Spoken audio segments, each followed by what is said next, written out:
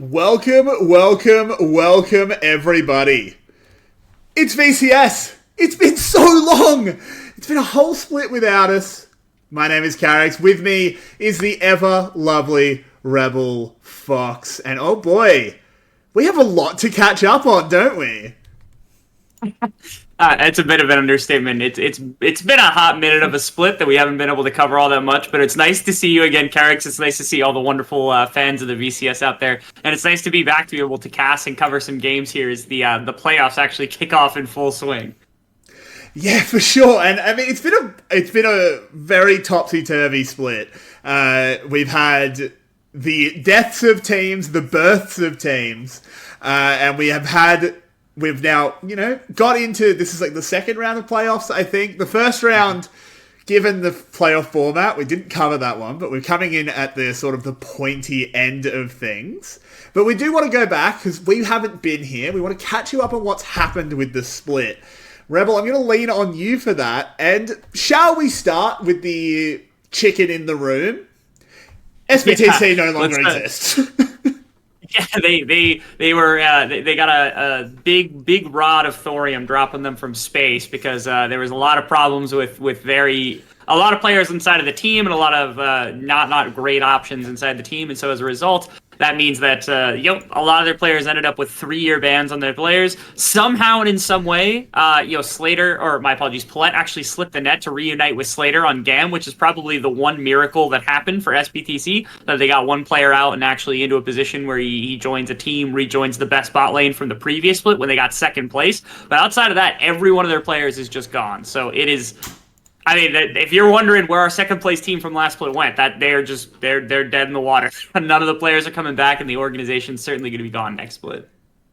I've just seen something very worrying on my screen, but we can keep talking for now. Well, not VATV anymore. The official stream has just put up a 48-minute timer.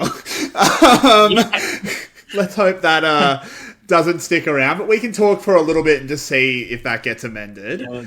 That's fine, yeah. What you did say is that one of the players that slipped the net and has been cleared of any wrongdoing is Paulette. And I want to say, I'm really happy about that. Obviously, I'm happy whenever a player doesn't cheat. But Paulette in particular, he's a veteran of the league, which this league needs. We need our veterans to stay strong. And he's also just one of my favourite players. But now he's gone over to GAM. Can you tell us about the impact he's had on the top dogs? So he hasn't been around for the longest of time. He's only had, I think, one full series of experience inside of GAM, but you can already see a world of difference. So GAM at the beginning of the split was having a lot of problems, and a lot of that actually stemmed, I think, from them saying, hey, we now have Slater, and Slater can play strong side, and we don't have to worry too much about bot lane. They can just kind of win ambiently. And then Slater was kind of getting punished consistently. I think he had like the highest number of deaths of any bot laner in the entire league for like the first 3 weeks, something crazy like that, because he just kept getting attacked, and Xin was efficient to be able to keep him safe. The laning didn't seem like they had a bunch of synergy. It was really problematic, and so it's possible they keep Xin around because Xin obviously has a bunch of communicative skills that we know are very, very strong for this team. We know that they played together for a long time and picked up a lot better rapport as the split went on. But I think it only took the one series of experience to realize just how good that Slater Paulette was last split and how much that carried over into this one, because they used him to just absolutely crush Team Secret in one of the last few weeks here. And I would not be surprised if they walk into playoffs and say, hey, we don't care whether Zin's played every other game of the split and last split. Paulette and Slater is just a better bot lane. We're going to take our chances and make the risk go about. Yeah, of course, Paulette and Slater do have previous experience. They were on that 2020 Flash team that actually beat GAM twice. Would have been a world's rep. In my opinion, that 2020 Flash is still one of the best teams Vietnam's ever produced. And I think if they'd gone international, we would have actually seen some real evidence of that. Unfortunately, it was 2020. Yeah. So not how that happened, unfortunately. I will be honest with you, chat. We were expecting to be heading into game soon. I am looking at a timer that says over 40 minutes. Maybe VCS production really wanted to go watch the telecom war. Can't even say I blame them, but I'll keep you posted. We're hoping that we do go in soon, but we've got plenty to talk about because Moving away from GAM, we actually had someone rise up as potentially a new contender, even though they didn't necessarily close the split out, and that's Team Wales. How did they go this split, and what's your forecast for them going forward? Yeah, I mean, the big benefit of Team Wales was they had the old bones of teams that looked okay. So they had Glory, and then it's like, okay, we have somebody who actually, believe it or not, Glory had the most MVP votes of any player in the entire split. And we've known for a long time that Glory's been an amazing player and has never really had the supporting cast. So his addition to this Team Wales squad, eventually getting Nagia, and then they were like, okay, we're looking good, but now what do we need? Well, last split, Cerberus has a not great split. They get completely blown up with a missile, and then all their players scattered to the world. So who do they pick up? They get Artemis, and then they grab B from GAM Esports because their bot lane also fell to pieces. So in theory, Team Wales had the best bot lane pairing of any two individual players that the VCS has ever seen, Artemis B. They were amazing a lot of the split. They fell a little bit to pieces as the split went on. The addition of Beanjay instead of Killer Queen, I think, is a downgrade, which is surprising because Beanjay is still a pretty damn good jungler, probably top 3 in this split. But even through that, there are still cracks that kind of come through for this squad. You know that Artemis is not infallible, Glory's not infallible, Nagia is not infallible, but the team is still really, really solid because they're built on the bones of a very solid foundation of having great late game team fighting, great consistency inside the bot lane and inside their lanes in general. And so as a result, Wales came out as the number 2 team in the split. I think that might have even been too low, personally. Like their late game, late season kind of play. I think they were undefeated through the first half of the split, only to lose 4 series, including a series to Cerberus in the last week, which allowed GAM to just have free space to lose as well to Team Cerberus, which is kind of wild. But they were right there neck and neck. This has, for the most part, been a 2-horse race inside the VCS this split, which is better than normal, because usually it's just GAM kind of going undefeated. Yeah, for sure. I was really excited for Team Wales because don't get me wrong, I'm a big fan of GAM. Got a lot of friends in the coaching, the management and stuff there. So don't take this as hate, but I did want to see a new team win.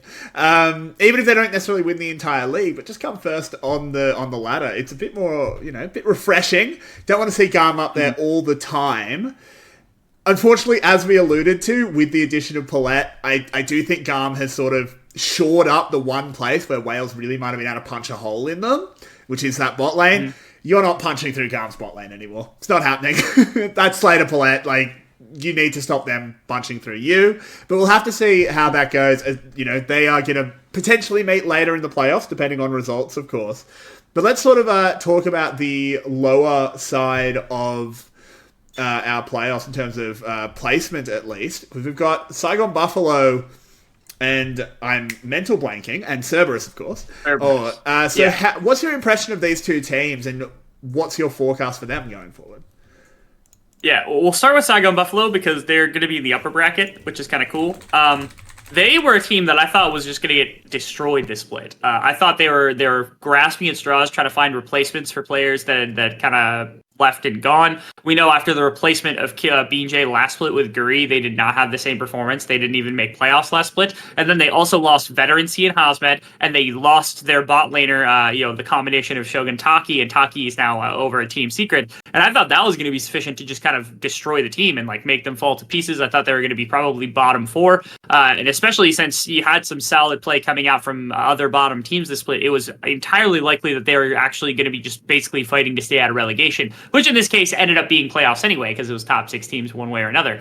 But they looked better as the split went on, I think, for a couple of reasons. Guri matured a little bit. I still don't think he's a great jungler, but he's not making the same type of really dumb rookie mistakes that he was in the first split that came through. Slay and Coded are 2 veterans that played for a very long time and then basically took a year off, and then out of nowhere, they're kind of coming back to their original form. I think Slay, especially alongside Shogun, really has made the laning phase a little bit easier, especially against some of the harder teams. It allows Shogun to do some bench pressing. And to me, probably what I would call the comeback player of the split is Blazes. Blazes was somebody that we were really high on for a little bit of time, and then just kind of had bad performances, and he never had the best of teams around him. He always didn't really have a supporting cast. And on this Saigon roster, he has found this incredible niche because the champions just seem to fall into place. There's Lucian, which was his OG champion that he was killing everybody with when he came into the league, but then also Tristana and Jace and all these other champions that just fit his MO so well. that he is, in my opinion, he's outperformed Froggy drastically. And I think they agree with me because they played him in the first game of playoffs. And as a result, Saigon Buffalo actually made it through this first round and is now playing up against GAM. That's what our game today is actually going to be if we decide to, not wait for LCK to come back and watch that series instead.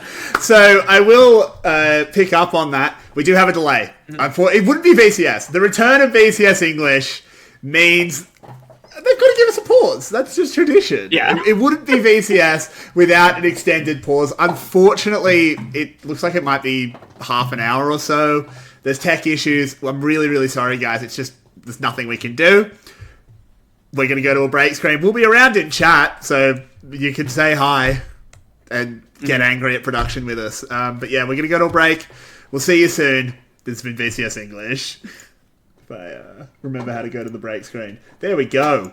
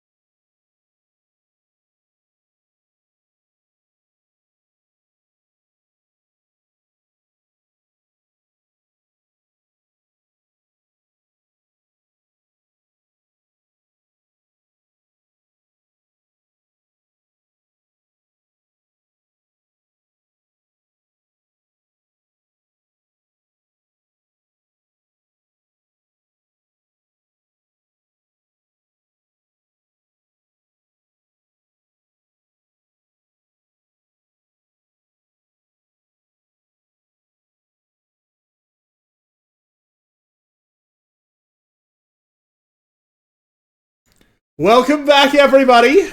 It's VCS fashion, which means we just did a quick 80-minute pause, and oh my god, I could hear myself. I apologize. True VCS fashion. It's just going great. But hey, Game 5 of LCK was pretty great. I think the players just wanted to go watch that real quick. Wanted to see Faker get back to World. And it was a good Game 5 as well. Hopefully our series is going to be just as good. We have SGB taking on GAM. My name is Karis. With me is Rebel Fox. What's your take on this series? Yeah, I mean, just talking about the history of the two teams, it's been for the last couple of splits that these have kind of been our two highest expectation teams. Or Saigon Buffalo, they kind of had some of the rookies that came in a couple of years back, and they've been developing. They're the only other team that's like made some progress at the Worlds tournament, things like that. But this roster that's coming back this split is very different looking. We weren't expecting them to have the performance that they did, and yet here they sit inside playoffs going up against GAM after winning their round 1 matchup, taking on the number 1 seed yet again in GAM, who had a rough beginning to the split, but I think they're still very much expected the favorites, again, especially after the re-addition of Palette, putting together Slater and Palette, the best bot lane from the previous split, onto the best team from last split as well, has just made them all the more of a powerhouse. For sure, the picking up of Palette is, honestly, we had these hopes for a competitive league. GAM, they might finally be mortal. And then they had Palette. Okay, cool. But no, we don't want to put too fine a point on it. GAM are definitely the favourites coming into this. I don't think we need to sugarcoat that. But I want to ask you, from what you've seen of SGB this split, where are they going to try and attack GAM from? Yeah, so the biggest expectation, I think, shift from the side of Saigon Buffalo is that walking into the splits, it seemed like they were subscribed to the idea that Shogun was just going to have to bench press them. That's the best way I can put it, because it was very true for a fair amount of time, where Shogun was doing all of the heaviest lifting for this Saigon team. I mean, we were going back to, like, Guri is playing ganking champions. He doesn't love to do that. He's very, very not good at that compared to what he can do on carry-type champions. Froggy was going back to low econ-type champions or bruiser champions just to be a frontliner. And then when Coded was getting the rust knocked off, it literally was the Shogun show here for Saigon Buffalo. And the fear was that that's all that this team was going to be over the course of the split. But the one wild card that got thrown in that, again, I don't think a lot of people would have expected walking into the split is that when Blazes gets re-signed and actually comes onto the team, has been splitting time a little bit with Froggy, is actually the highest win rate player on Saigon Buffalo right now. By it's like a 75% win rate or something like that. He's been insane this split. Even the games that he's lost on like the Tristana and the Jace have not really looked terrible, but he has given them brand new avenues through which to attack other teams. And it opens up so much of a difference because now you've got like, hey, do you want to play Guri on something carry-oriented? Do you want to play Blazes on something very carry-oriented, very kind of damage-heavy out of the mid lane? Or do you go towards that reliance on Shogun on the bottom side? Their ability to kind of shift between those three players is the big difference maker. So again, now they've got some versatility. Do they want to play complete utility, play more for teamfight, and go with Shogun on the bot side by playing Froggy? Or do they want to play Blazes and play with a jungle mid combination that's going to be really filthy to try to deal with, and maybe try to take advantage of Kadi in a matchup like this? Because in the past years, you know, GAM's kind of weakest member, the one place that we've seen, obviously after bot lane, especially with Slater Palette added, it's probably Kadi if you have to come up with a position of weakness to some extent. So again, it's up to Saigon Buffalo what they want to try for, but again, that addition of Blazes has given them a brand new life in this split. Yeah, I was going to bring that up. Being SGB traditionally has been a very one-note team. It was a strong note, but they sort of just did the same thing over and over again. They did the same thing. And if it worked, they won. And if it didn't work, they lost. And often it didn't work against GAM. Now they do have that second string that I think is really, really valuable. And I wanted to pick up on what you were saying. Kadi, pretty, I think most people would say, probably the weakest link on this team. Not saying he's weak by any means, but we are talking about GAM. They are pretty much the best team in the league. You have to pick, someone has to be the weakest link. Do you think A, that they will play through breaking Kati open, or do you think, and to follow up on it, do you think they'll be able to? Will they be able to? I don't think so. I don't think if they're going to put all of their eggs into the let's play through Kati basket, or let's play specifically through Blaze's basket, that they're going to end up finding the success they need to take out GAM in a best-of-5 series. I think they're going to require multiple notes in this case anyway. So today, what I'm looking at is okay, is Blazes sufficient to play up against Kadi on his lonesome? So, if Guri has 3 places to gank, or at least 2 places to gank today, I think Guri's going to have a lot easier of a time if they can draft, winning lanes with like Blazes playing something aggressive in mid, bot lane playing something much more hyper aggressive than normal. That will open up Guri a lot more, and that's where Saigon starts to be able to, improvise. And like you said, instead of having one string, now you've got a whole guitar, you've got a whole bass, you've got a whole violin. You can play the entire set of strings rather than anything else. And I think that's step 1 for Saigon Buffalo, is they need to establish from game 1 that Blazes is somebody that is competition against Kadi and not just a punching bag, which is normally what happens, especially in playoffs when we complain about Kadi and we say, oh yeah, Kadi's a weak link, and then he comes out and smashes the opposing mid laner. They never get mid priority, and GAM just wins every single series anyway. I want to see that from minute 1 here from Saigon if they want competition. Eventually, I think they're going to have to rely on late game team fighting, and to me, Shogun's versatility in the bot lane will end up coming through clutch for them. He's the only Nyla player, he's the only one that's testing some new bot laners, and it's worked out great for Saigon Buffalo because that's how they got through their first round of matchups. So I'm hoping today that from minute 1, Saigon kind of puts the foot down, and then they can start flexing into some of the unique picks that have really gotten them this far in the split. So you're pretty firm on Blazes being the one to start today? I'm hoping so. I really do. It's not that I was the Froggy dude for such a long time, and you're hearing me kind of fall off, but there's a reason why. And again, it's that if they play for Froggy, they don't have the same level of competition in the mid lane, in the pure one-on-one, unless Froggy just has an insane day. Blazes is so much better at these scrapping style champions. I think it's more of a meta fit than anything else. And again, in games like this, in series like this that are so important to be able to take so that you can continue on and not have to worry and put yourself in a better position, it feels like ensuring that you've got the perfect meta fit against somebody like Kadi is much more preferable than trying to play for some one unique style that maybe they're going to have to rely on. Now, I wouldn't hate it if they tried both today, if they were really struggling and they said, you know what, let's throw Froggy a game, let's throw Blazes a game, let's kind of see, because there's more to playoffs, right? It's a double elimination bracket. They have more time to try to figure out some of the things that they want to do, and this might be an opportunity for them to be like, hey, let's scout out GAM a little bit if we have faith that we're going to be able to make it through that lower bracket and try to make that run for finals, and this might be the only chance they get to actually test some different strategies. That's fair. Looking over at the side of GAM, we've talked a lot about SGB. I want to talk a little bit about Levi. He's obviously, one of the real studs of the league, a star player, but this has not been his best split. Not to say it's been a bad split by any means. He is an incredible player. He's almost certainly still been the best jungler this split. But I think he has been a little bit fallible. Coming into this matchup, what would you like to see him playing? What style of champion would you like to see him on to give you a bit of confidence going forward in playoffs?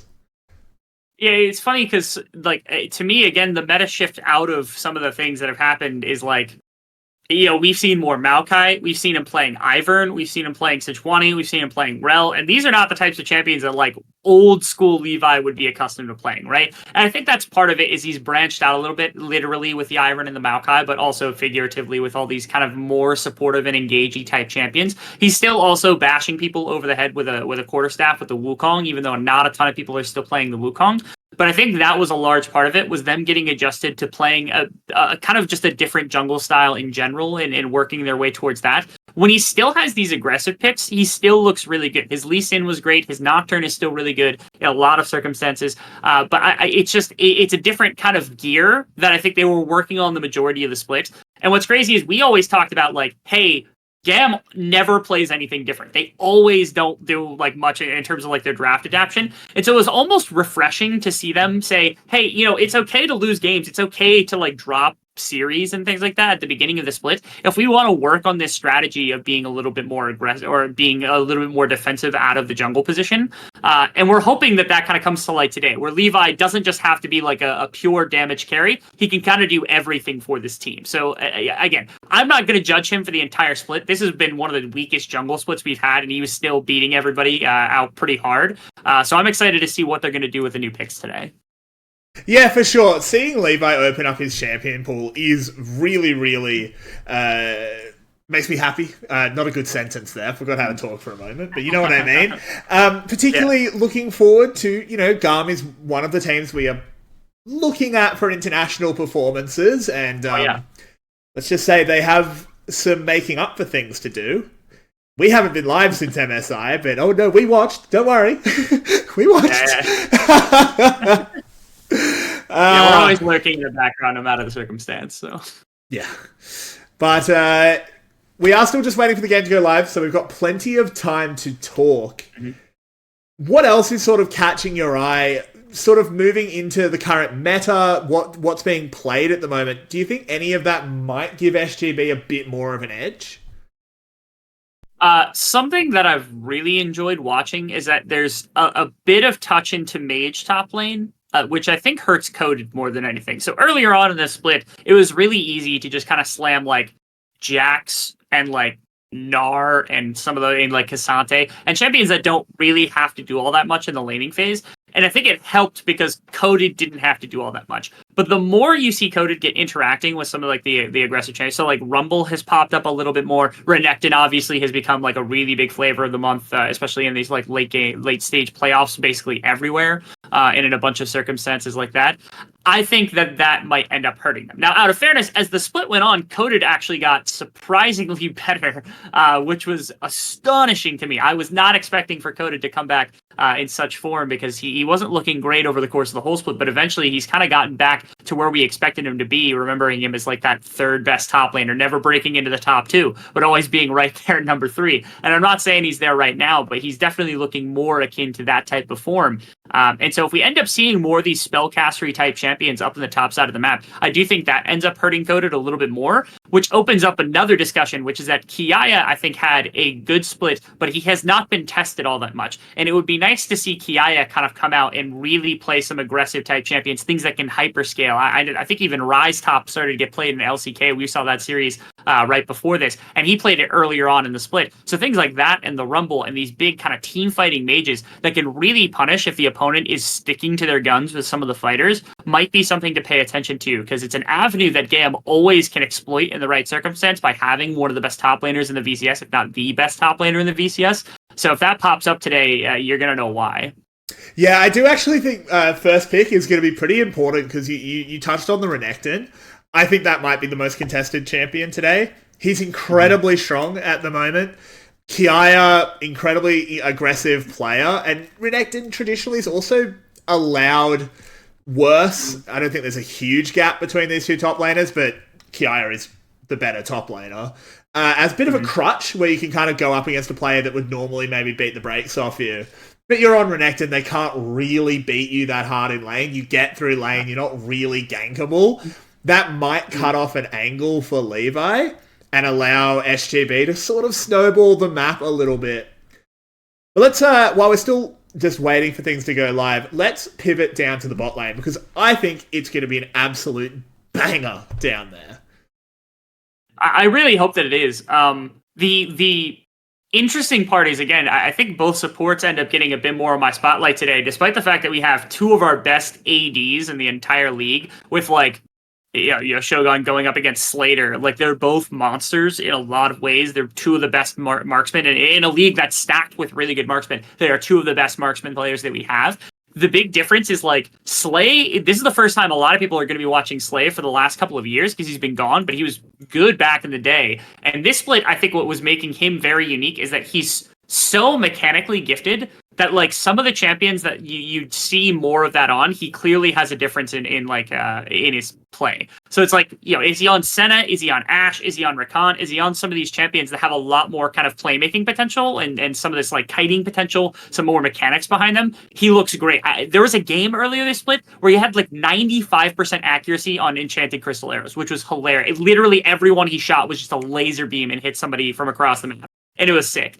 But some of the more standard stuff, I think, is harder for him to grasp. So if you're talking about, like, the Enchanter meta and some of that stuff, was difficult for him to really adjust to quickly, which is why, as the split has gone on, Saigon Buffalo's bot lane has adapted this kind of more unique style of playing, like, hey, there's, like, Nyla, and there's Ezreal, and some of these other picks that really other teams aren't sticking to, right? They're sticking to Zeri, they're sticking to Kai'Sa, they're sticking to some of this other stuff that's been around in the meta for a long time. And Saigon's the only one experimenting with unique bot lane combinations, because I think Slay's more comfortable playing things that are more mechanical alongside Shogun, who wants to have this kind of forward attacking style. Like, Shogun has played a lot more like Artemis in the last couple of weeks than we'd seen previously. So today is a test for Slater and Paulette, where last split they were the best bot lane duo. They were like the big reason why our now defunct SBTC roster was number 2 is because of this bot lane pairing. They've been reunited and brought together at the end of the split here for GAM.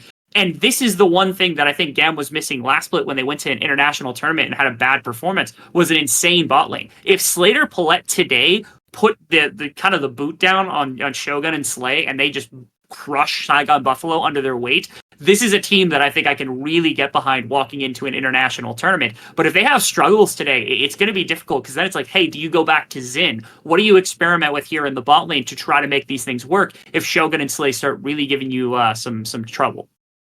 I will add the caveat that I think you do need to give Paulette a little bit of time. He has only just rejoined the team, and while Slater and Paulette do have established synergy, there's a bit more to it than just bot lane synergy, but I do agree with you. If they come in today and just really take them down, then GAM, is looking like maybe their strongest form in a while, which is crazy to say, but when you look at it, Kiaya, in my opinion, has been the best top laner in the league for a very long time. Levi, there's no opinion, he's the best jungler that's ever played in the VCS. Carty still has his issues, but then this bot lane, Slater, probably the best ADC, Paulette, at least top 2 support. Pretty crazy stuff, if I'm honest. But it does look like draft is not too far away. So, Rebel, I need to get a prediction from you. I gotta say GAM, and I don't even know that there's a game that's coming off of them from the side of Saigon Buffalo. I think the best we're gonna get is if Blazes can show us that he's good enough to play against Cody, and if Coded can not get wrecked, I have to imagine that it'll probably be a red side game that Saigon Buffalo wins, because they need to protect Coded somehow with some of these picks. They can also flex counter matchups with Guri a little bit harder than normal if you find the right one against Levi. If Levi gets greedy and says, I'm going to early pick Maokai, I'm going to early pick Ivern, and gives Guri a solid winning matchup with one of his aggressive champions, there's a legitimate chance Saigon Buffalo is going to give them a lot more fits than normal. But I think predicting anything other than a 3-0, maybe a 3-1, is kind of disingenuous to how well the GAM has played over the course of this split, even with Saigon Buffalo having, I think, a better performance than we would expect. Trying to keep my eye out. I haven't seen the camera pan over to the SGB side yet, because I'd like to see if it's Froggy or Blazers, and Froggy's very easy to spot, so we'll keep our eye out. We are just having some stats on the screen. Guri, honestly, those stats, given who he's compared up against, not looking too bad. No, this split was so interesting because for anybody who has watched previously, I was talking about this with you before we started. This split, we lost DNK and Penguin to SBTC's collapse, and they were banned and rightfully banned. Drakthar was taken off of a team and was not a starter until the final 4 weeks. And then Killer Queen, who was probably the only person who has tested Levi as the number 1 jungler in any recent measure, probably for the last 4 years, other than maybe Ego, but Ego even fell off a cliff kind of before Flash. Really, outside of that, 4 of our top 5 junglers from the last 3 or 4 splits just vanished. They got snapped out of existence, right? And so this split has just been a complete new area of jungle, right? BJ comes back after getting kicked out for Guri here on Saigon Buffalo. Kiang got the keys to the kingdom at Team Secret. Sorn gets to come back and play for Box Esports. Ikigai is somebody that I've been pushing for, that's been on Flash forever, had finally got a chance to start. It was a wild split for jungling.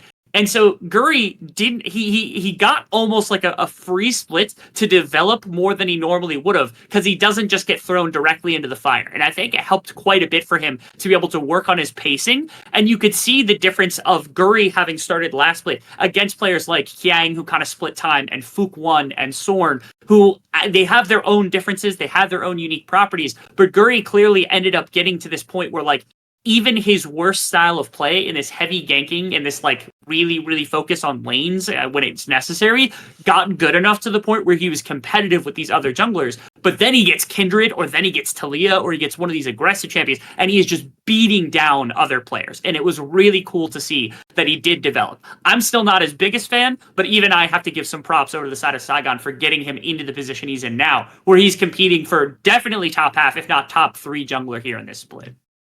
Yeah, I have to say, they keep teasing us that one day we will, in fact, go into draft. We're only 2 hours past the initial start time. For the VCS, honestly, this is actually doing just fine. Yeah, we're a little fast, actually. Yeah, no, we do apologize, guys. We have no control over this. It's all on the Vietnamese side. Yes. When there's a draft, I promise you we will go to it. But for now, it is just us chatting and talking about why we think GAM is the favourite, but the ways that SGB can get back into things.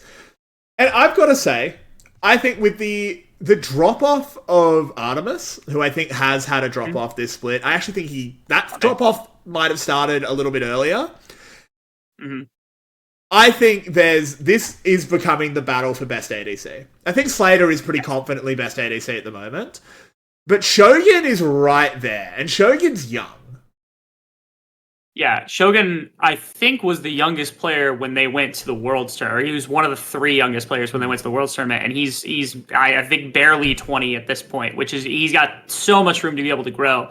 And again, like you said, Artemis, I don't think is playing badly by any standard, but I agree the quality of his play does vary from time to time. And as a result, there has been movement. And especially this split, I mean, the level of marksman competition was nuts. I think for anybody who wasn't like catching it, Eddie dropped off the face of the earth and kind of wasn't even like, I would argue he's probably 4th or 5th best ADC, because like Puddin had a damn good split on Team Flash, even though they didn't end up doing very well. Slows probably was one of the best marksmen in the entire league for the first 10 minutes of the game and then did nothing, unfortunately. But for the first, if you cut off every game in 10 minutes, you'd be like, wow, Slows is probably the best marksman in the league. You had so many of these members. Even Paishiro, who is somebody that I was like pushing as a rookie for such a long time, it took him a minute to get there, but eventually had this really solid late game kind of carry potential that was there for Artemis back in the day for Cerberus. He's kind of fitting that mold in very different ways. And so this has been a really testy split for some of our better marksmen, because it's like, okay, Slater and Shogun and Artemis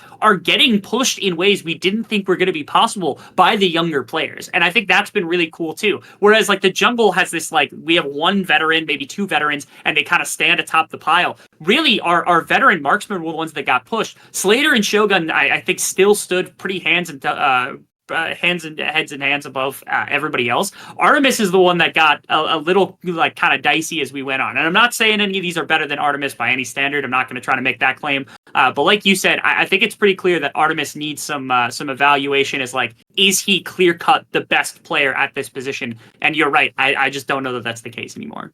Yeah, and of course there is always factors of the team around him. You know, it's pretty easy to be Slater, given the team you're around. We did see just before confirmed Blazers will be starting in the mid lane. So I know you're happy about that one.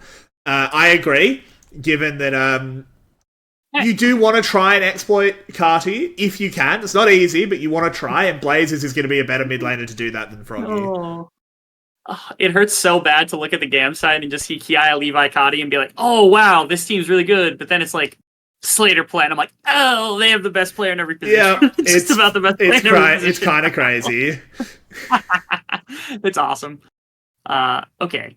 We are just slamming top lane bans. Good lord. Like you said, the Renekton is going to be important. I'm surprised the Jax got taken out so quickly, because Coded has been very favorable to the Jax. Even back in the day, he was really... I seem to remember you guys telling me that he was a big Jax player in solo queue before he even was in the VCS. And that was evident this split, because Jax was one of his favorite champions to play as well. Oh, Blazers gets Tristana. Like, yeah.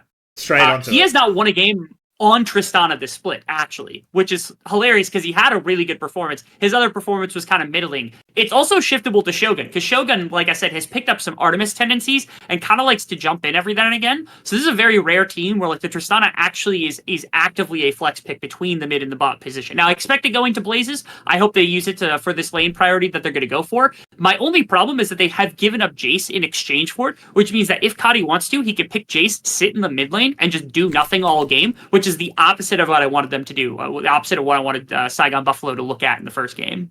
Yeah, I have to say I'm surprised to see them banning out the Renekton on the blue side. I think that would have been a good option to keep up for Coded. Probably would have been banned out by GAM, but at least you make them do it. And GAM is just going to show probably their bot lane, with that Rel Kai'Sa really strong at the moment, and also any time that Kai'Sa is meta, Slater is going to slam that every single time. It is his favourite champion. Guri goes to Ivern. Yeah, he had one game of Ivern this split, and it went really well. It was against Flash, and they had used it really effectively alongside a Lucian mid lane. But now that they've got the Tristana, I think it's for very similar reasons. You can get in range for auto-attacking on a lower range marksman like Tristana. You can use it in combination with the jump in to focus more on kind of that immediate burst damage. There's a lot of reason for this. It was really much more Levi that kind of coined the champion over the course of the split. But if you're playing it against Rel in the jungle, if it happens to be the Rel jungle, you have decent enough clear speed, and rooting her from a decent distance forces out some abilities that would be used to try to find big kind of ganking angles. Not to mention, again, some of the shield is useful for absorbing damage prior to when that shield break comes through on this champion. And again, forcing out cooldowns when maybe you don't want to try to get through some of the unique utility that Ivern's going to bring to the table here. Now, I have to say, I think it's very strange to pick this Xayah here. Of course, it's a strong champion that you don't want to get banned away, but you have killed your flex potential. You now know that Tristana's going to the mid lane. You're not really locking yourself up a counter pick either, because you're not getting last pick here. GAM kind of picks what lane they want to reveal. In fact, of course, they've already revealed the mid lane. Kiaya should always be able to counter-code it here. I'm not too sure how I feel about how Saigon Buffalo has approached this draft. See, I don't disagree with you. I'm not loving what Saigon Buffalo's doing, but I also am a little curious on the Syndra here, because now you've gone for a lot of poke and a lot of engage with like the Kai'Sa maybe focusing a bit more AP. It's actually funny because when it comes to Kai'Sa's success here, it's the AP doesn't work anywhere near as well as the AD does. There's like a supreme split where there's like 3 marksmen who exclusively play AP. There's 2 that play kind of a little bit more hybrid. They kind of switch depending on the game. And there was 1 who played almost exclusively AD Kai'Sa, and the AD Kai'Sa's win rate was so much better. It was like ridiculous. So maybe that's the intention, is Slater's going to go to the more AD focused Kai'Sa and use the Syndra as a bit more of a siege engine. Again, you can kind of sit in lane. This is just an AP Jace. Now we're talking. That's Levi's Kha'Zix. This is a champion he is famous for. And I mean, invading an Ivern constantly, getting those fights against him. Okay. That seems really strong. Wow, and they insta-pick Rakan and then also go immediately to to Cassante as well. They've got good frontline, they've got good engage on the side of Saigon Buffalo. There's a lot more skill potential here from the side of GAM, because they go, hey, let's use this weird like Rel flex pick. Let's see what we can do with it. They have the potential to put it in jungle. I think the expectation from Saigon at first was kind of the Rel jungle more than it was the support. They go to this Kha'Zix to be able to bully Guri, which is a very interesting and unique mechanic that, again, a lot of the junglers this split haven't been able to do, but Levi can kind of do anything that he pleases. And now we're looking at a very forcing draft from the side of GAM, where you've got like Rel and Malphite and Kha'Zix and even Kai'Sa to be able to jump in with some of this ranged backup damage from Kadi coming in from the mid lane, the same way the Jace would operate, but AP instead, up against this more kind of heavy team fight style coming out from Saigon Buffalo, where their focus is going to have to really be putting in some damage from these 2 marksmen that they drafted. I think what's really interesting here is I don't want to call it an ego draft, but it's kind of what it is. GAM, a little bit, yeah. Holistically, this comp is worse. Like, if these were 2 dead evenly matched teams in, like, a top region, I think I'd be just saying SGB's draft is better. Of course, that's not what this is. This is a good draft for GAM in the situation they're in. But it feels like this is just a skill check. They're just going to go in and they're going to hands check SGB a bit. And if they win this game 1, if they win it, they're going to win it quick. And they're going to win it by a lot. And if they win it, you can almost just write the next 2 in the book. Yeah, it's also interesting because there's this weird mechanic from the side of GAM where they might not even play the hard engage style until they absolutely need to, because they can stay back with Syndra and with Kai'Sa and just do damage like that. And if there's ever an attempted engage, that's what the Malphite, that's what the Rel are for. It's just almost like counter-engage threat that keeps them away.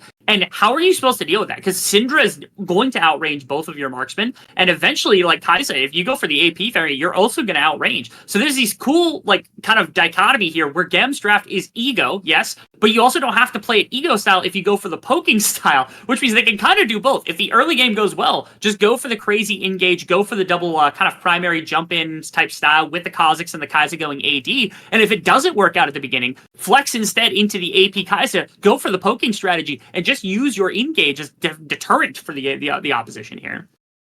Of course, that is such a strong thing about Kaisa in the way she works at the moment, is she's so flexible, is able to do so many different things.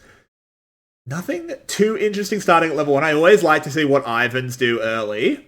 Such a unique champion, of course. We've talked a lot about Guri. I don't think we were necessarily talking about Guri Ivan. So what are we expecting out of this pick as they do just go for a little bit of a sticky beak into the Raptor area? Yeah, so this is what was interesting to me is this combination specifically, my favorite that I've seen from Ivern so far is that they've been able to flex the Lucian in the mid lane, which is like, that's a Blaze's preference, but also they did it here on GAM, and they did the same thing, and Kadi was the one playing the Lucian, and it worked out great. And the reason why is because Lucian works so much better with a duo partner, where it's like, oh yeah, you get all this bonus damage from your double shot, you have easy ways. It's almost like a ranged version of like the Ivern Rengar, which is really, really cool to see that's how they were using it earlier on in the split, and multiple teams did it. In fact, that's how Saigon Buffalo did it. So I'm really shocked that they go Tristana as the first pick. They go, okay, let's try to keep the flex up, and then they go, all right, well, like, we got a good enough champion, we've got the Ivern, we can make this work. But I think it's functionally the same, where it's like, if you want to go diving as this Tristana, if you want to be a backline threat here, and you want to kind of push that in the laning phase, if Blazes wants to play a much more hyper-aggressive style, which is how he played his better of the two Tristana games over the course of the split, you need defense. Bit of a scrap down in the bot lane does force out some summoners, but no one going too low. Only one summoner burnt on GAM's side, so in the long term, they actually will come out ahead. But the early pressure goes to SGB.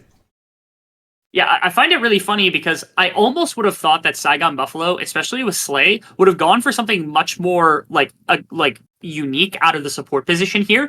Once they saw that there was like the flex of the Kha'Zix, I almost was thinking Soraka could come out, because then it's like, oh, you've got poke with your combination of Syndra and your combination of maybe AP Kaisa. If I just have Soraka hit 1 Q, or even hit no Qs and just hit Ws instead, like, I just full heal people. And then you have to play the more aggressive strategy here. Otherwise, you're just going to get drain tanked by the Soraka. And it fits more of Slay's MO, which is what I thought they were going to go for. But turns out that's not the case. Is Guri feeling himself. Having a look, does force Levi to jump away. You don't really want to fight an Ivan super early on. So we'll be able to just steal away a Gromp. Yeah, that early trading on the bottom side of the map, going towards Shogun and Slay, really bought them quite a bit of breathing room. This is similar to what we saw at the beginning of the split, where Slater just got so much pressure applied to him that it was very, very near impossible for them to get bot lane priority, and it made the rest of the map suffer. And here's Saigon Buffalo. They're playing towards that strategy a little bit. Coded may have gotten a bit big for his britches here, as he's going to get wrapped around on. I feel like I see a very dead Coded on my screen. No, I think he's going to be fine. He's Cassante. Oh, he's fine. All right, fair enough. Yeah, Kiaya might not have had the mana to actually hit him with a Q, but I feel like a Q at least could have forced the flash out of him. But ends up just, he turns around, Levi pushes him away, he goes, catches the wave. He's probably going to just let it sit in the middle here, and there's nothing kind of gained or lost here. It was one camp taken away the front that Guri got over top of Levi, but now Levi gets to come back with AD, and this is where the threat really, truly, I think, begins.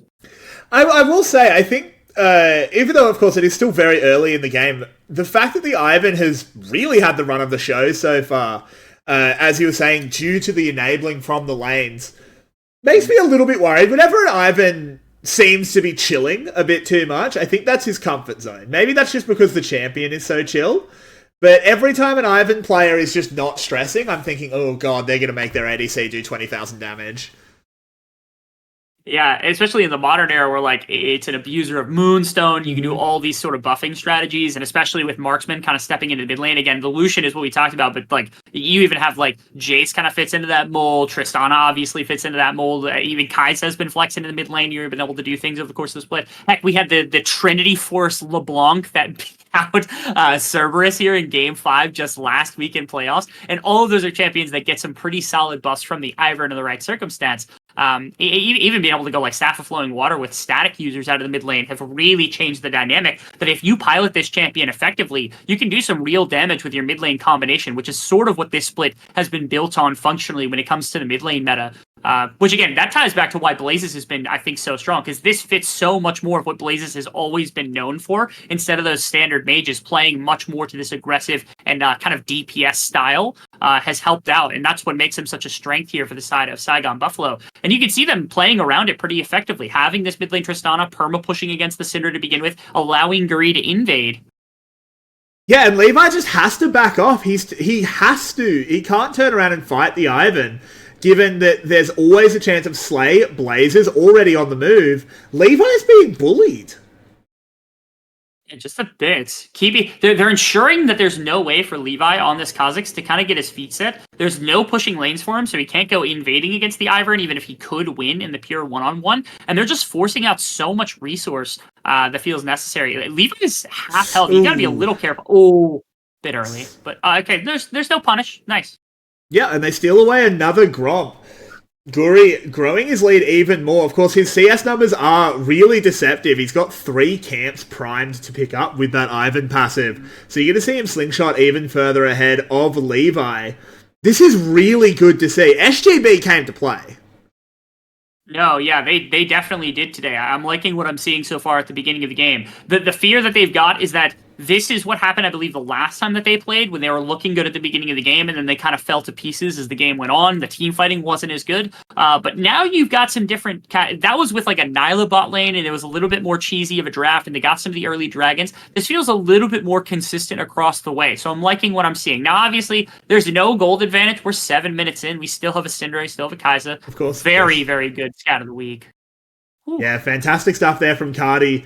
It is so interesting watching Blazers and Cardi square off on Tristana Syndra. It's a really classic matchup for these two. But of course, it has completely changed dynamics. Syndra, back in the day, was that lane bully, early game champion. Now, much more of a scaling pick. Blazers has the run of the lane. Actually, not being able to build a CS lead. Cardi's doing really well there. But it is refreshing to see these two facing off on the Rift once more.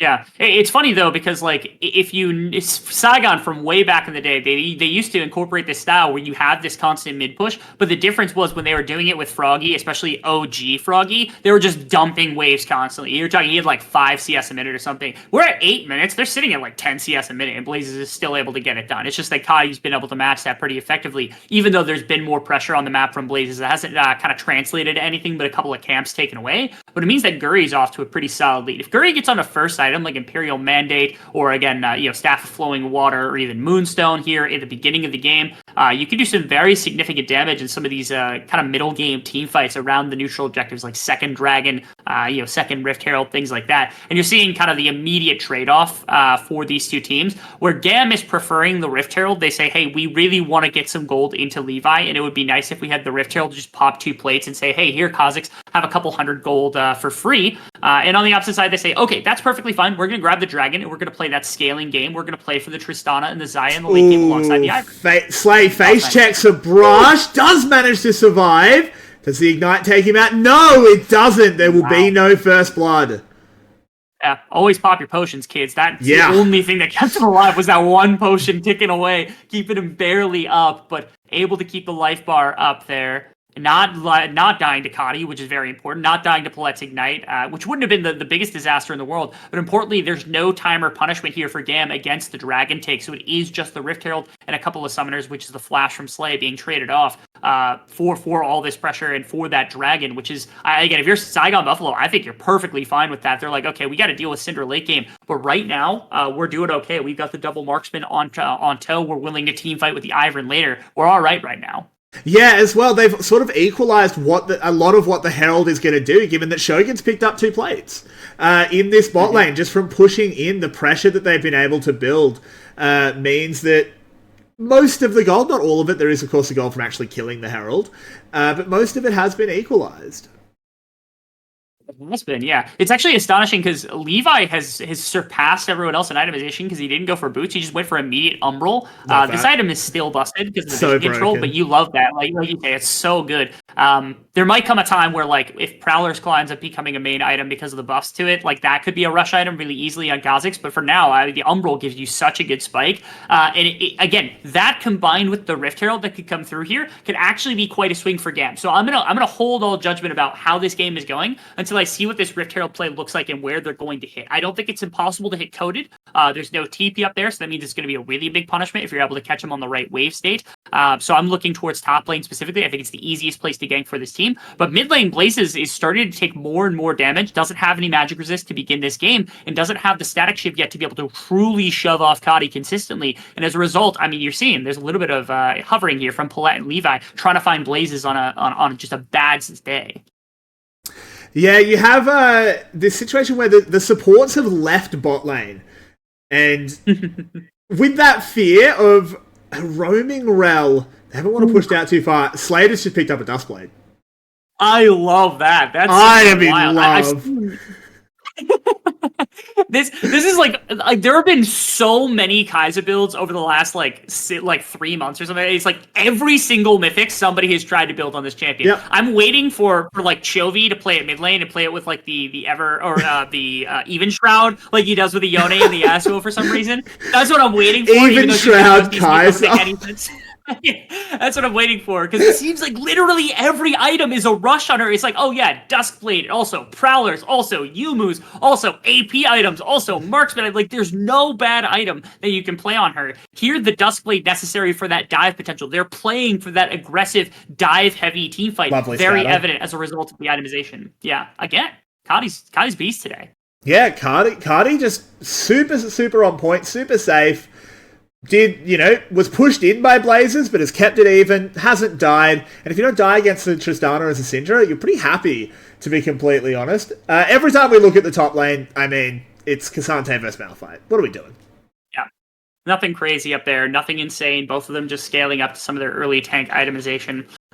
Like you said, no kills in the early game. It's not the biggest thing in the world, but you do have to be a little cautious because, again, if Syndra gets free scaling, you're doing good. But also, you can't give a bunch of roam pressure over the Tristana in the early game because all it takes is one fight for her to kind of take over. Now, Kia probably ults. Yeah, it just has to ult. Get out of that one. That means you have a minute till Dragon. I mean, you're not going to have that back up for Kias. That's a big team fighting tool you're going to have to worry about as Rift Herald gets dropped up in the mid lane. I think that was a bit of a panic ult or a panic usage from Levi because they already have the defense here.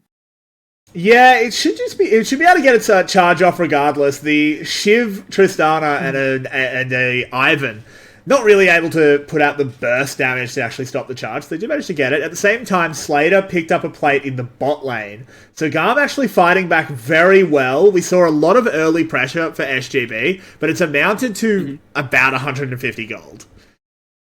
Yeah, it's nothing crazy. These two teams feel neck and neck right now. Again, a large part of that is like slowly the Syndra is going to get stronger, but it's not going to come into effect anytime soon.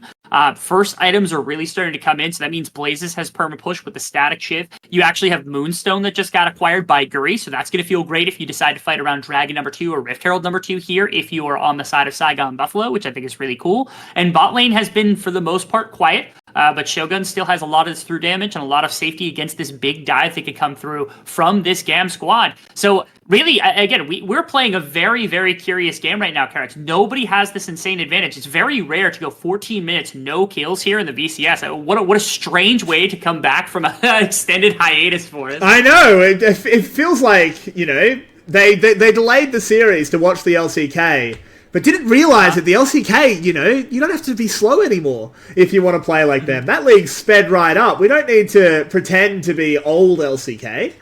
As Blazers, once again, denied from going forward. Cardi extremely on point. Honestly, though, kind of smart from Blazers, because we scatter the weak down, they can't approach. This is a free dragon.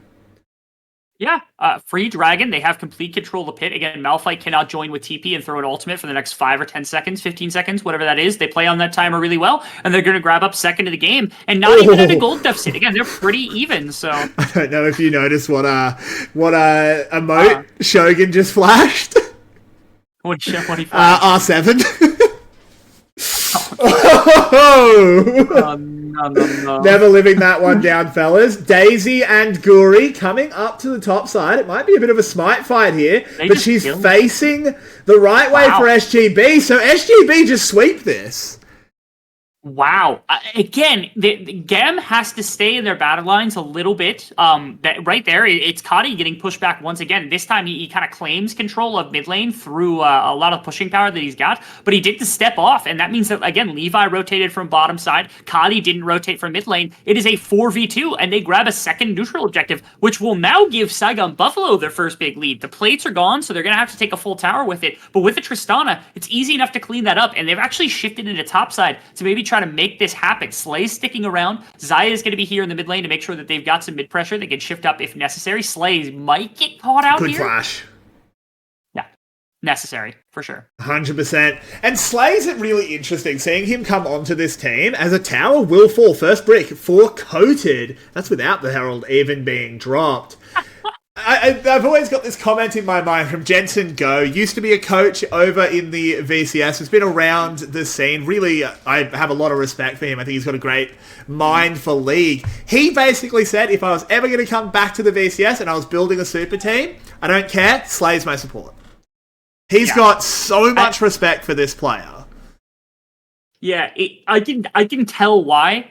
Slay was somebody that, again, played a lot when we were first starting and then kind of fell off, and we didn't have him for a while, and it was kind of difficult to get a true estimate of what he was going to be. And again, the person he's replacing is Taki, and it's like, it's really hard to replace Taki in a lot of circumstances. Everybody all around the world has respect for Taki as a player. So Slay coming in filled that niche so well compared to what we would have imagined. Like, there's like no way that you could have expected him to fill that same kind of unique champion niche that you wouldn't normally get from most of the supports here inside the VCS. As, again, Slay just sneaking out against Levi, but this time with Kiaya around, they could actually look for a decent dive. But Shogun's gone! This is insane. This is a game of cat and mouse that nobody's winning right now. Yeah, and they just force them back. Daisy is summoned. Now, Gum should be able to pick up the turret. No, never mind. Coated arrives, coming on in. Guri doesn't quite find a way in. Neither does Slay. Lands the Q, but they won't follow up. It's just Daisy taking shots at the moment. But they've cleared the wave, and now with Shogun back, reinforced by Coated, it's hard to take this tower. It is. But it's very low, and there's a lot of forcing power still because you've got Kiaya's ultimate. You still have Levi's ultimate to be able to play around. They probably just have to give it and not worry about it. Like, in goes Kiaya, knocks up two immediately. Slay turning it around. In goes the realm, but lovely feather placement by Shogun. They turn it around. First blood will go over to SGB. They're falling up. Here comes Blazers. Resets galore. Needs one more shot onto Levi. Flashes forward. Takes two. Takes him down. And that's 4 kills on the board for SGB.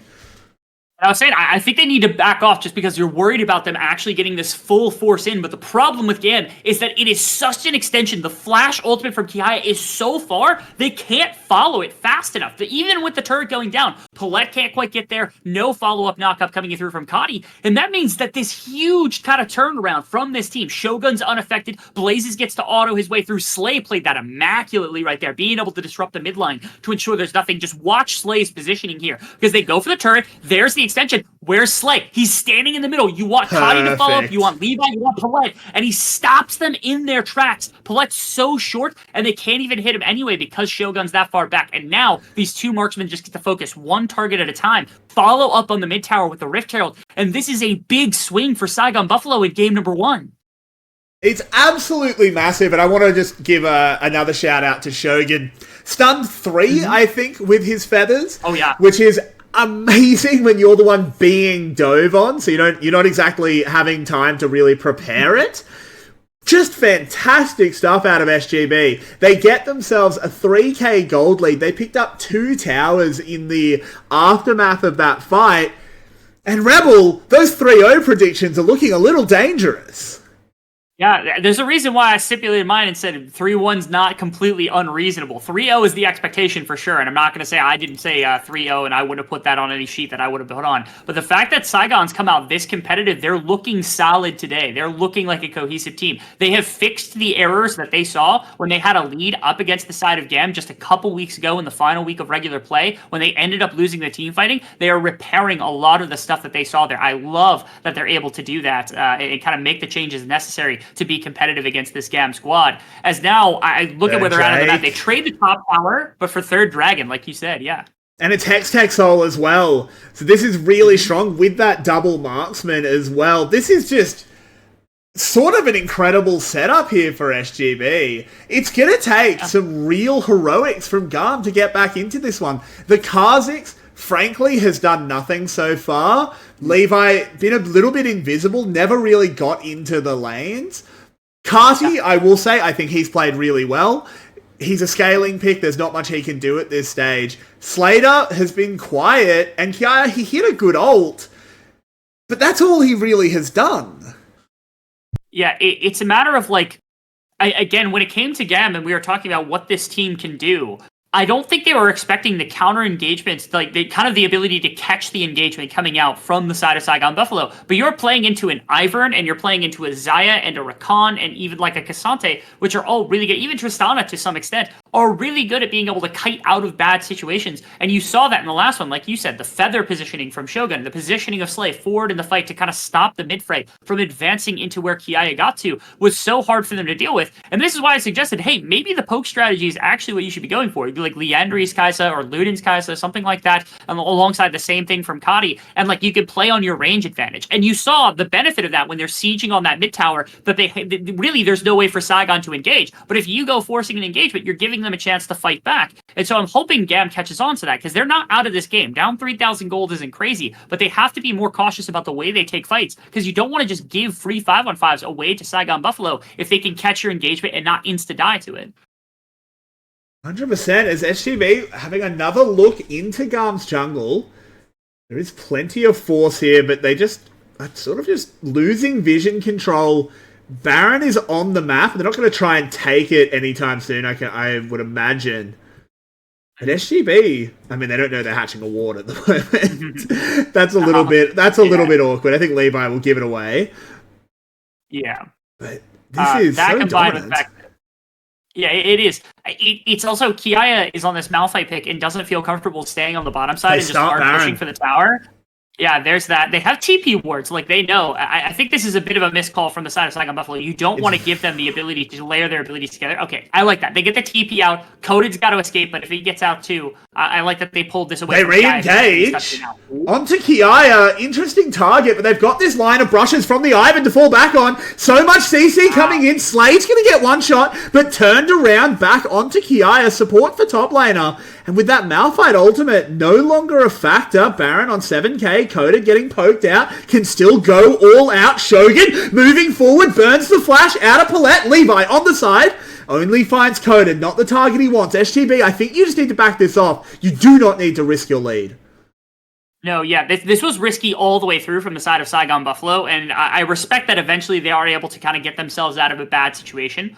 They burnt a lot right there, but they did get a lot from GAM. Really, all they're doing is burning time until the next dragon comes through, and the fact that they were able to walk away with, I was going to say minimal, but now that they're trading mid-inner to Slater in exchange for top side for Blazes, is a bit of a, it's a worry just because you're giving additional gold to a carry on the side of GAM. Mm-hmm. At least you're getting something in recompense with this top inner tower. But again, to me, this was never really about the Baron. It was just about getting cooldowns away from this GAM team before the dragon comes, or before the next dragon comes through. This is obviously not true. I feel like they don't need to do this, but SGB obviously disagrees. Kiaya is back on the map, doesn't have the unstoppable force though. But SGB just moving back, lands the knockback onto Palette. I see what you're saying, that they're just kind of killing time before the dragon, but I feel like you could be shoving side lanes.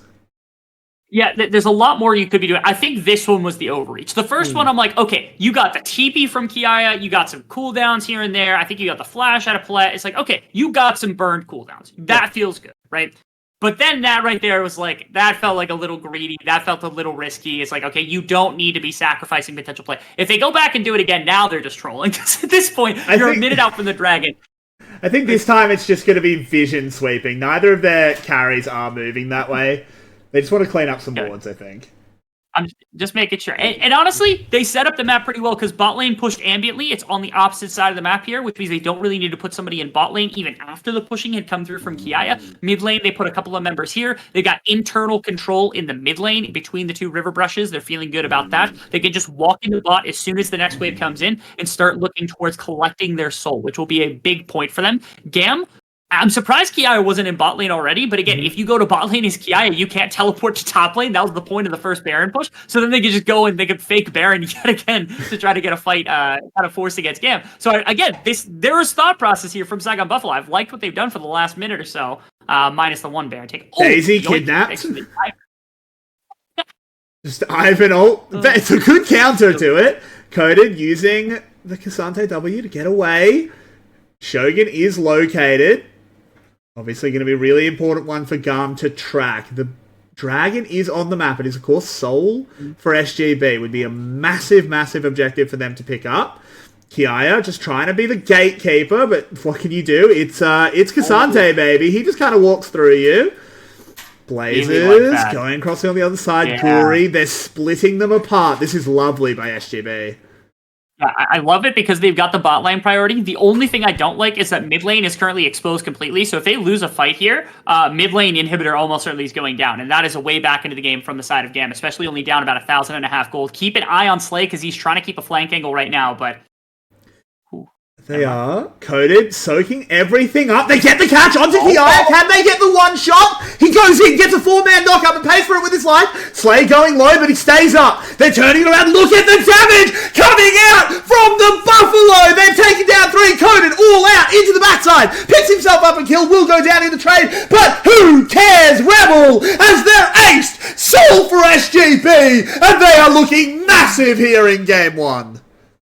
Unbelievable. You even get the full combination of AoE CC coming out from the side of GAM. You get the Kiaya ultimate into the big knockup from Kadi, and they just needed one more. They needed Palette, but I don't think Palette had the ultimate, or maybe he didn't pop it or something like that. Maybe he got stunned up by the Rakan. I gotta see the replay. But whatever reason, that didn't fully come through, and the damage ended up not following to be able to get that cluster of players that Saigon Buffalo had together. And as a result, the rest of the fight gets busted apart by the Buster Shot, the ultimate from this Cassante, and it means that they cannot fight the back end, and that is almost certainly the death blow given by the side of Saigon Buffalo here in game number 1. They're up 5,000 gold. They're collecting the Baron. They've got the soul point now. They've got superior team fighting in a lot of ways. I gotta see this. What happened to Palette's ultimate? It's down. Here, it's just down.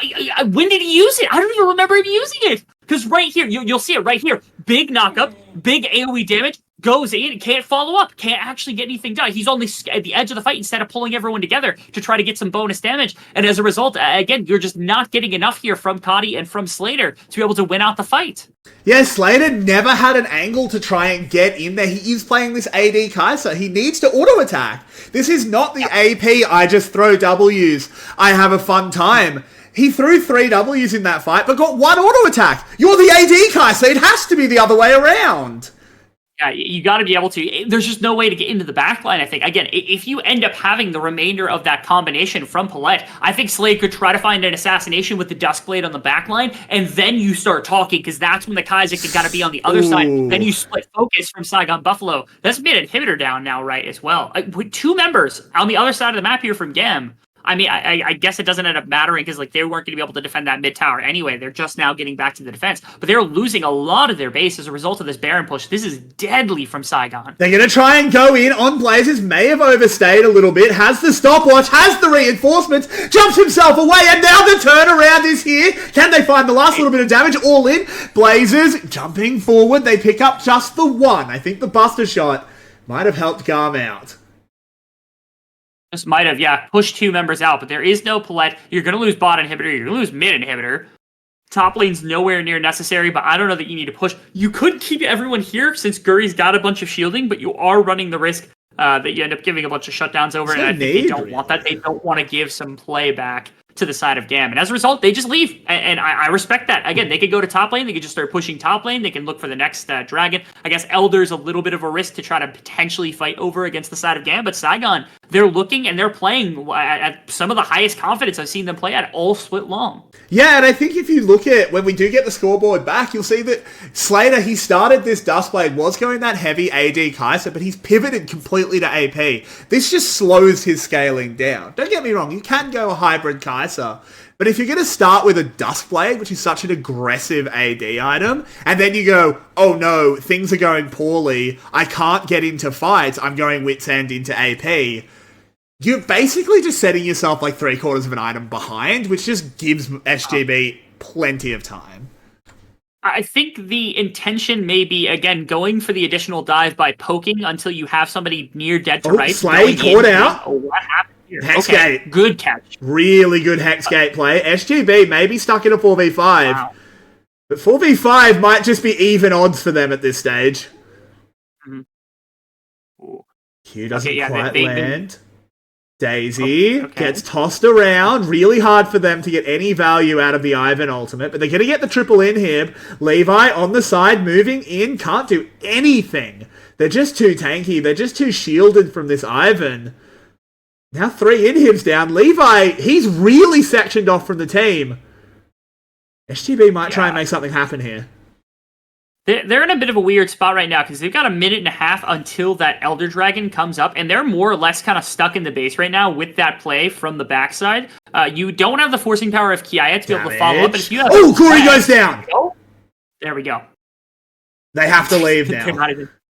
Oh my goodness. I don't think, like I said, the whole point of Levi being here is to try to prevent them from leaving, and I again, they're just going to have to leave at some point anyway. There's the TP. Okay. Levi turns around onto Shogun, up into the Zyro, but he goes down, and now Blazers is completely uncontested. They turn it around, Rebel, and the Buffalo is stampeding. I agree with that emote, Blazers. What the hell is going on? They turn it around. They ace. They win game 1. Oh my goodness. It's unbelievable because, again, this whole situation happened because they get this massive wraparound on the remainder of Saigon Buffalo's team. They maintain it for so long, and then what happens? All of GAM scatters to the wing. They go in 5 different directions. It's like they're playing a solo queue game, and they're not attacking all at once. They're not trying to hit any specific member. And again, that just means that, Coded gets to attack everybody individually, more specifically Blazes getting to solo down individual targets and bounce around that fight. Just had such an amazing game. That is not a great performance from GAM to show off in game number 1 against Saigon Buffalo. That is not the game that you're wanting to see, not the GAM team that we were expecting here to start things off. And what an incredible performance in game number 1 from Saigon Buffalo. Yeah, that was by far one of the best performances we've seen out of SGB in a very, very long time. GAM just never got their feet under them. Just got obliterated. That was an incredibly one-sided game. And a lot of it came down to, again, there was not much action in top. There was not much action in bot. Jungle versus jungle was like, hey, you've got the Kha'Zix. Kha'Zix did, the second least or third least damage in the game. It's like only the supports and Ivern did less than him. And it's like, that's not what you want from the Kha'Zix. But eventually this game broke down to what happened in mid lane. And it was like, Blazes pushed against Kadi. Kadi never really got to the point where the scaling came through, and they won team fights with the more powerful Tristana at the beginning of the game. This is the strategy I'm talking about. This is why Blazes has had such a transcendent split, because he gets to do this kind of stuff where he controls mid lane and he's a superior fighter, and he just wins the game before GAM ever gets a chance to actually get their composition up and running. Now, we are, of course, going to go to a break. GAM may be down 1-0, but they've been down 1-0 plenty of times before and still come out on top. I think they can go to a more standard draft. You don't need to play Kha'Zix.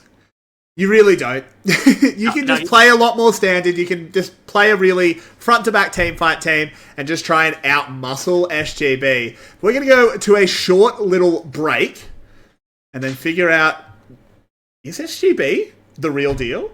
Is GAM going to come back? We'll see you in not too long, hopefully. God, no pauses again. We'll be back soon.